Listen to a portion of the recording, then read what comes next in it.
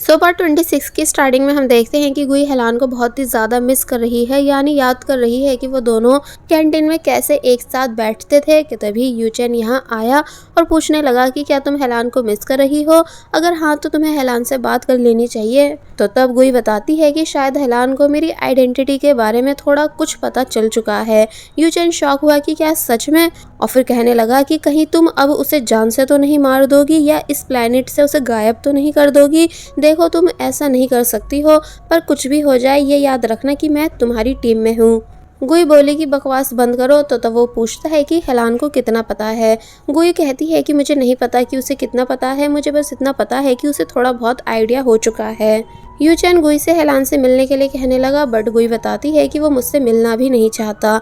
दूसरी तरफ हम एमी और हेलान को साथ में देखते हैं, दोनों मूवी देखकर आ रहे थे और जब वापस घर जा रहे होते हैं कि तभी हेलान एलियन वाली मूवी के पोस्टर को देखकर रुक गया और गुई को याद करने लगा कि उन दोनों ने कैसे इस मूवी को साथ में देखा था एंड किस भी करी थी।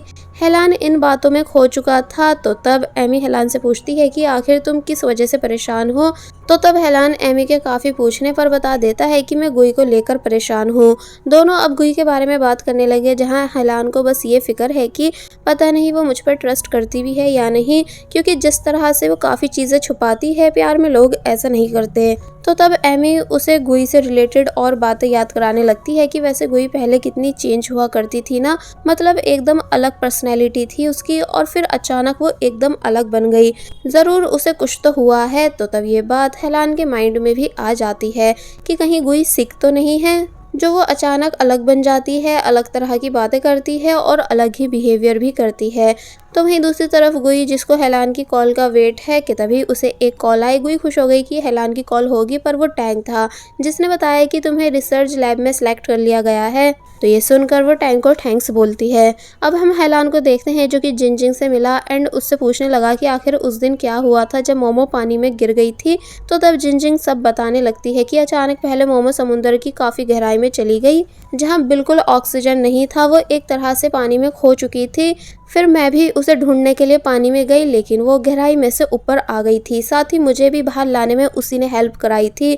उस टाइम वो बात बहुत ही अजीब थी, क्योंकि डॉक्टर्स बोलते हैं कि इतनी गहराई में से बचकर कभी कोई इंसान नहीं आ पाया है, फिर चाहे वो कितना भी स्ट्रॉन्ग क्यों ना हो। बट मोमो सेफली ऊपर आ गई थी। तुम चाहो तो इस बारे में डिटेल्स से डॉक्टर से पूछ सकते हो। तो तब हेलान डॉक्टर से मिला, जिन्होंने भी यही सब बताया कि कोई भी इंसान कभी भी समुद्र की गहराई से जाकर वापस जिंदा नहीं आ सकता है। हम खुद अभी तक हैरान हैं कि आपकी फ्रेंड मोमो कैसे उस टाइम बच गई थी।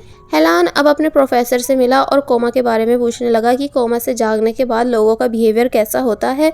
तो तब वो बताते हैं कि एकदम चेंज होता है, वो बहुत ही बातें भूल जाते हैं। फिर वो हेलान को एक दूसरे डॉक्टर के पास लाए, जिन्होंने एक आदमी दिखाया जो एज में तो बड़ा था, लेकिन जब से वो कोमा से जागा है वो 5 साल के बच्चे की तरह बिहेव कर रहा है और बच्चों की तरह ही ड्राइंग कर रहा था। डॉक्टर बताती हैं कि मोस्टली केसेस में लोग खुद को कम एज का समझने लगते हैं कोमा में से जागकर, साथ ही अपने आसपास के लोगों को भी भूल जाते हैं और खुद के नाम को भी भूल जाते हैं, मतलब अपनी पहचान को भी भूल जाते हैं। तो तब हेलान और ज़्यादा कंफ्यूज होने लगता है, क्योंकि गुई के साथ ऐसा कुछ भी नहीं हुआ था, यानी गुई को तो सब कुछ याद था, मतलब कि गुई के साथ ऐसी कोई चीज़ नहीं हुई जो नॉर्मल इंसानों के साथ होनी चाहिए थी। नेक्स्ट मॉर्निंग हेलान जब ब्रेकफास्ट के लिए कुछ लेने आया तो तब फादर पूछते हैं कि आजकल तुम क्लासेस अटेंड क्यों नहीं कर रहे हो, तुम्हारे टीचर की मुझे कॉल आई थी, मतलब आजकल तुम कहाँ गायब हो।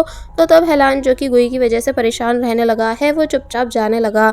फादर कहते हैं कि मुझे जवाब चाहिए, तुम कब तक लापरवाही करोगे। तो तब हेलान कहता है कि मुझे पता है कि आपको बस ये फिक्र है कि अगर मैं निकम्मा बन गया तो फिर आपकी कंपनीज को कौन संभालेगा, वरना मैं जीऊँ या मरूँ या मेरी फीलिंग्स से आपको क्या मतलब।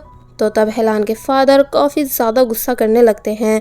अब नेक्स्ट सीन में हम गुई को देखते हैं, जो कि रिसर्च लैब में है, जिसको टैंक सब चीज़ों के बारे में बता रहा है, क्योंकि आज से गुई यहाँ काम करेगी। कि तभी एमी आई और बोली कि ओ अच्छा मोमो आई है। फिर टैंक से कहती है कि इसे मैं सब समझा दूंगी, आप जाओ। टैंक चला गया तो एमी गुई को साइड में लाई और सफाई करने के लिए बोलने लगी, साथ ही किसको कब कॉफ़ी देनी है ये भी बताती है। गुई चिढ़ गई और बोली कि मैं यहाँ रिसर्च करने के लिए आई हूँ, ना कि साफ सफाई करने और लोगों का काम करने। तो तब एमी कहती है कि मैं यहाँ की लीडर हूँ, इसलिए तुम्हें मेरी बात को मानना ही होगा। एक्चुअली एमी गुई से बदला ले रही है, क्योंकि उसने उसके हेलान को जो छीन लिया है, जबकि एमी खुद पहले हेलान को छोड़कर गई थी। और कांटेक्ट करने से भी मना करके गई थी। वेल गुई सफाई कर रही होती है कि तभी एक पर्सन गुई से टकराया और कहता है कि ओ अच्छा, तो वो न्यू लड़की तुम हो, पर तुम ये काम क्यों कर रही हो। गुई बताती है कि एमी ने मुझसे ये सब करने के लिए बोला है। तो वो पर्सन एमी का नाम सुनकर मुंह बनाने लगा। गुई पूछती है कि क्या तुम्हें एमी के बारे में कुछ पता है। तो तब वो गुई को बताने लगता है कि एमी मुझे बहुत ही सस्पिशियस लगती है, क्योंकि वो अभी अभी लैब में आई थी। उसने अचानक स्टोन के बारे में बहुत सारा डाटा कलेक्ट कर लिया, जैसे सालों से इस पर रिसर्च कर रही हो या जैसे बहुत सारे लोगों ने उसकी मदद कराई हो, और फिर बहुत जल्द वो हमारी लीडर बन गई। तो तब ये बात गुई को भी अजीब लगने लगती है। वेल अब नेक्स्ट सीन में हम जिनजिंग को डेंथरस के साथ देखते हैं, जहां ये दोनों ट्रिप पर जा रहे हैं एंड काफ़ी ज़्यादा खुश नज़र आ रहे हैं। जिनजिंग कुछ सामान लेने अंदर चली गई तो गुई डेंथरस से पूछने लगी कि भला ये सब क्या ड्रामेबाजी है। मतलब पहले तुम मुझे लेक्चर दे रहे थे कि प्यार के चक्कर में नहीं पड़ना चाहिए, और अब तुम खुद गर्लफ्रेंड बनाकर घूमने जा रहे हो। तो तब डेंथरस बोला कि मैं इतने टाइम से अर्थ पर रहा हूँ, फाइनली मेरी गर्लफ्रेंड बनी है, इसलिए मुझे भी कुछ टाइम इंसानों की तरह जीने दो, वरना अपने प्लेनेट पर जाते ही मुझे वापस से वॉर्स में ऐड हो जाना है। तो तब गुई कहती है कि ठीक है, पर जिनजिंग को बिल्कुल भी हर्ट मत करना। जिनजिंग बाहर आ गई। फिर ये दोनों बोले कि हम आज बहुत ही ज़्यादा एंजॉय करने वाले हैं, और फिर तभी ये सीन कट हो जाता है। नेक्स्ट सीन में हम मिस्टर चाओ को देखते हैं, जो कि हेलान के फादर के साथ है, और यहाँ एक पर्सन और है जिसके ऊपर मिस्टर चाओ एक्सपेरिमेंट करने वाले हैं। वो पर्सन डरने लगा कि मुझे इस एक्सपेरिमेंट की वजह से ज़्यादा नुकसान तो नहीं होगा, यानी मैं मर तो नहीं जाऊंगा ना। तो तब मिस्टर चाओ कहते हैं कि बिल्कुल भी नहीं, वैसे भी तुम कर्ज में डूबे हुए थे, हमने तुम्हारे कर्ज को उतारा है, इसलिए तुम्हें थोड़ा तो दर्द बर्दाश्त करना ही होगा। और फिर जब जैसे उन्होंने इंजेक्शन इंजेक्ट करा कि तभी उस पर्सन की बुरी हालत हो गई। उसकी बॉडी पर रेड लाइट जैसे मार्क्स आने लगते हैं, और फिर तभी वो बेहोश हो जाता है। मिस्टर चाओ बोले कि शायद हम फिर से फेल हो चुके हैं। तो तब हेलान के फादर बहुत ज़्यादा गुस्सा करने लगे कि आखिर आप कितनी बार फेल होंगे, क्या आपको पता भी है कि इन सब एक्सपेरिमेंट्स में मेरा कितना पैसा लग चुका है। मुझे जल्द से जल्द कुछ ऐसा बना कर दो जिससे मुझे बहुत ज़्यादा प्रॉफिट हो और दुनिया में नाम भी। तो तब मिस्टर चाओ कुछ दिन की और रिक्वेस्ट करने लगते हैं और बोलते हैं कि नेक्स्ट टाइम हमारा एक्सपेरिमेंट पक्का पास होगा। वेल अब नेक्स्ट सीन में हम देखते हैं कि गुई हेलान की क्लास में उससे मिलने आई, पर यहाँ आकर उसे पता चला कि हेलान तो काफ़ी टाइम से क्लासेस अटेंड कर ही नहीं रहा है।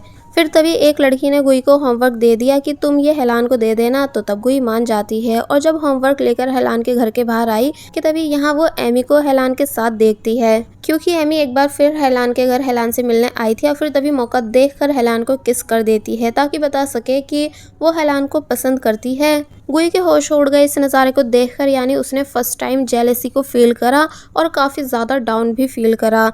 उसका बुरी तरह दिल टूट चुका था हेलान को किसी और के साथ देखकर, इसलिए वो तभी यहाँ से जाने लगी। वो इतना खो चुकी थी कि पेपर्स भी नीचे गिरा देती है और उसे इस बारे में पता भी नहीं चलता। अब हम यूचेन को देखते हैं, जो कि गेम खेल रहा है कि तभी उसे गुई की कॉल आई। यूचेन काफ़ी ज़्यादा खुश हुआ, मगर तभी उसे पता चला कि गुई के मोबाइल से लायरा बात कर रही है, जो कि यूचेन को बुला रही है। अब हम गुई को देखते हैं, जिसकी काफ़ी बुरी हालत है। वो फिर से अजीब अजीब आवाज़ें निकाल रही थी और अजीब बातें कर रही थी। यूचेन जब यहाँ आया तो पूछता है कि ये सब क्या हो गया। तो तब लायरा ने बताया कि पता नहीं, हम दोनों तो साथ में मैंगो पुडिंग खा रहे थे, जहाँ गुई मुझे बता रही थी कि हेलान ने कैसे अपनी पुरानी क्रश को किस करी है, जिस वजह से वो काफ़ी ज़्यादा उदास है।